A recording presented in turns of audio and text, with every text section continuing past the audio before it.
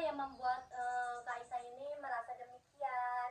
Saya sudah lama tidak rutin membaca Al-Quran seperti dulu. Apa yang biasanya membuat Kak Isa ini tidak jadi membacanya?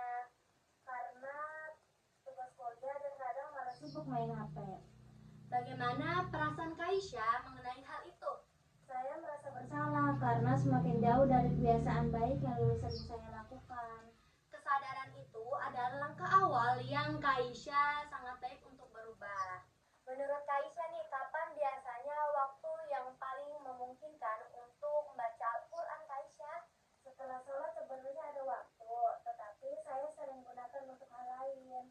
Oke, apa yang membuat lebih memilih aktivitas lain Kak Isa?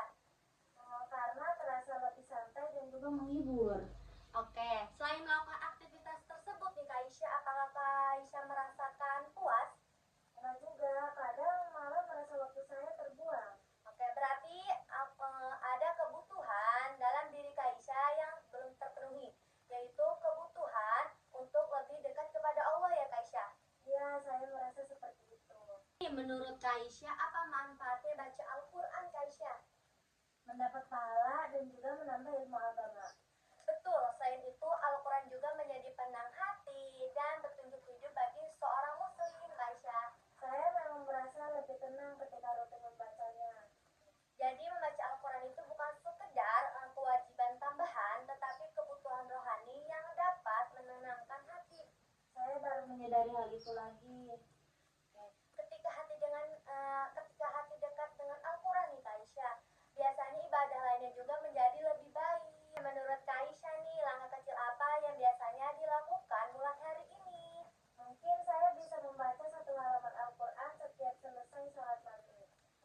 Itu langkah yang sangat baik dan realistis Kak Isya. Saya rasa bisa melakukannya. Jangan langsung menargetkan terlalu banyak, yang penting adalah konsisten. Baik, saya akan mencoba. Sebelum membaca Al-Quran nih, meniatkan bahwa waktu tersebut adalah bentuk ibadah dan usaha mendekatkan diri kepada Allah. Insya Allah saya akan mengingatnya. Dalam Islam, orang yang senantiasa berinteraksi dengan Al-Quran akan mendapatkan banyak keberkahan Kak Isya. Saya ingin bisa seperti itu. Allah menyukai hamba yang istiqomah meskipun amalnya sedikit. Berarti yang penting rutin ya? Betul, satu halaman setiap hari lebih baik daripada banyak sekaligus tetapi tidak berkelanjutan. Saya jadi lebih termotivasi. Teruslah berusaha dan jangan menyerah ketika sekali lalai. Setelah mengikuti beberapa sesi ini, apa yang Kak Isya rasakan? Saya merasa lebih termotivasi untuk kembali membaca Al-Quran. Alhamdulillah, apa rencana yang ingin Kak Isya pertahankan? Saya akan membaca Al-Quran setiap selesai sholat maghrib dan mengurangi waktu bermain media sosial. Itu rencana yang sangat baik. Semoga Allah memudahkan langkahmu. Amin. Terima kasih atas bimbingannya.